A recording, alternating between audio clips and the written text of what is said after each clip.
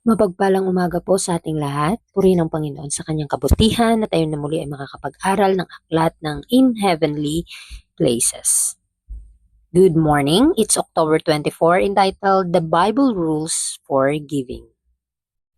Sabi sa Deuteronomy 16 verse 17, Every man shall give as he is able, according to the blessing of the Lord, thy God, which he hath given thee. So dito sa ating first paragraph, sa ating key text, na ang bawat tao ay magbibigay ayon sa kanyang kakayahan para malaman ninyo ang pagpapalang ibinigay sa inyo ng Panginoon na inyong Diyos. A beautiful illustration of that spirit of love and self-sacrifice which the grace of Christ implants in the heart is given in the experience of the Macedonian Christians. The Apostle Paul writes of them, in a great trial of affliction, the abundance of their joy and their deep poverty abounded unto the riches of their liberality. So ito po yung magandang ilustrasyon bilang halimbawa ng diwa ay ang pag-ibig at ang pagsasakripisyo. Ito po ay ebidensya ng pagpasok ng biyaya ni Kristo sa puso ng tao. Makikita po talaga sa karanasan ng mga Kristiyano na taga Macedonia ang buhay ng tunay na tagasunod ng Panginoon. At isinusulat din sa atin ni Apostle Paul na may sa gitna ng malaking pagsubok ang kasaganaan ng kanilang kagalakan at ang kanilang matinding kahirapan ay magbubunga ng masaganang pagkakaloob. So ito po yung paalala sa atin na kahit dumanas man tayo ng kahirapan, kabiguan minsan, ibibigay ng Panginoon o ipagkakaloob niya sa atin ang tagumpay ng lahat ng ito. Praying us with much entreaty that we would receive the gift and take upon us the fellowship of the ministering to the saints. And this they did, not as we hope, but first gave their own selves to the Lord, and unto us by the will of God. And wherever the Spirit of Christ abides, the same fruits will be manifest. So, kapag tayo ay taus-pusong mananalangin, kausapin ang Panginoon, natanggapin natin ang kaniyang kaloob at makibahagi sa paglilingkod para sa mga banal. Ito ang dapat nating gawin. Hindi gaya ng aming inaasahan, kundi ibinigay muna nila ang kanilang mga sarili sa Panginoon at pagkatapos ay sa amin ayon sa kalooban ng Diyos. At tandaan natin kung saan nananahan ang Espiritu ni Kristo, ang bunga nito ay mahahayag. Hindi po ito nakatago.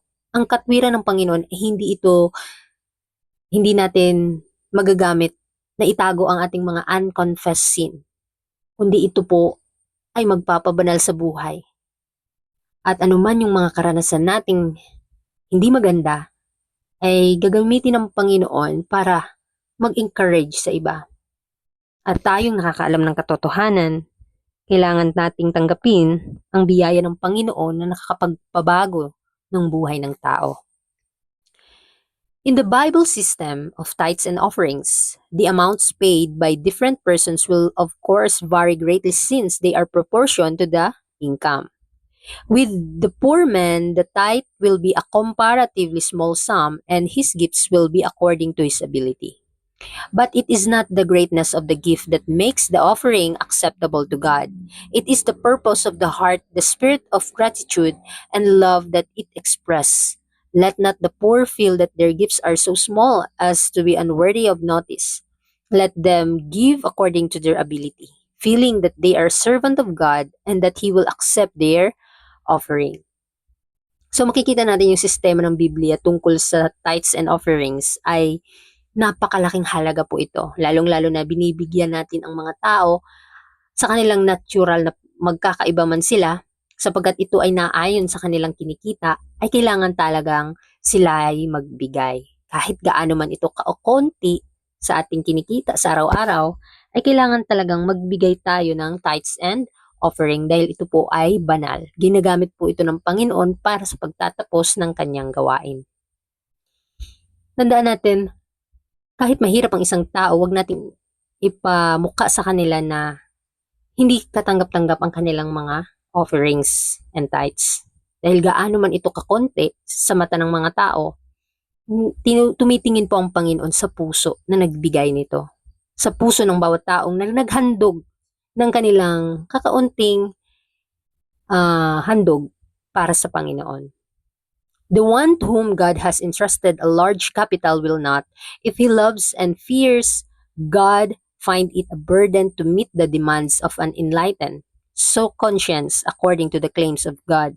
The rich will be tempted to indulge in selfishness and avarice and to withhold from the Lord his own. But he who is true to God will, when tempted, answer to Satan, "It is written, will a man rob God?"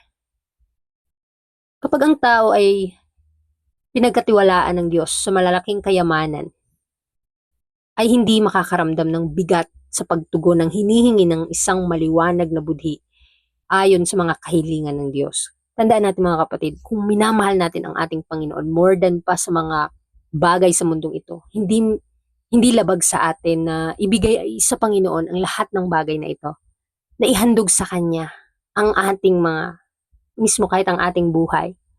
Dahil ang mayayaman ay madalas tinutukso na magpakasasa sa pagiging makasarili at sakim at ipagkait sa Panginoon ang nararapat sa Kanya.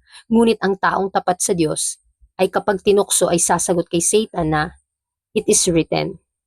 Ninanakawan baga ng tao ang Diyos. Kaya tayong mga taong naglilingkod sa Panginoon, nagsisikap na maging matuwid sa harap ng Panginoon, ay kailangang maging tapat tayo sa ating obligasyon, sa ating tungkulin sa paglilingkod sa Kanya.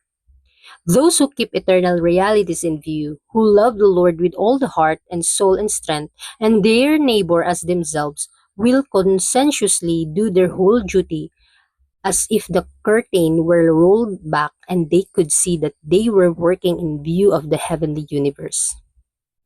All who possess the Spirit of Christ will with cheerful alacrity press their gifts into the Lord's treasury. So kapag malinaw na sa isang tao, sa kanyang pananaw na sa mga bagay na walang hanggan, ito yaong umiibig sa Panginoon sa kanya ng buong puso, kaluluwa at lakas, na nagmahal sa kapwa gaya ng kanyang sarili. Ito ay magiging tapat sa kanyang paglilingkod. Nawa, malinaw na po sa atin na kailangan nating mahalin ang ating Panginoon ng buong puso, lakas at buong pag-iisip, upang ang lahat ng bagay na ito ay magagamit natin sa pagluluwalhati sa kanyang pangalan. At ang lahat na nagtataglay ng Espiritu ni Kristo ay masigla at may kagalakang magdadala ng kanilang mga kaloob sa kabangyaman ng Panginoon. Kaya ito po yung Bible rule sa pagbibigay. Hindi po binabasehan kung maliit o malaki yung binibigay mo, as long as nanggagaling ito sa puso puso ng mga tao. Pansinin niyo po yung nagbigay ng handog, ang isang babaeng balo, na kahit 2 mites lang, ay ito po ay malaking halaga sa mata ng Panginoon. Dahil kahit walang-wala na yung babaeng balo, ibinigay niya pa ito sa Panginoon. Nawa, maging halimbawa po yung babaeng balo sa atin. Gaano kakarampot lang ang binibigay natin sa Panginoon, barya-barya lang. Ngunit ang tinatanggap ng Panginoon, yung buong puso na nagbigay, o taos puso ka bang nagbigay sa kabangyaman niya. Dahil ang Panginoon po ang nagmamay-ari niyan. Kung maaari, hindi niya po kinakailangan yung tithes and offerings, pero obligasyon po nating magbigay nun dahil sa Kanya po ito galing. Dahil kapag hindi tayo nagbibigay ng tithes, tayo na atin pong ninanakawan ng ating Panginoon. At kung hindi din po tayo nagbibigay ng offering, nagiging madamot po tayo sa Kanya. Kaya nawa, ipagkaloob na po natin sa Panginoon dahil sa Kanyang galing ang ating lakas, talino, tapang, at lahat ng bagay na ating naaangkin, hangin, pagkain sa mundong ito. Kaya muli maraming salamat sa inyong pakikinig. And once again, good morning and God bless.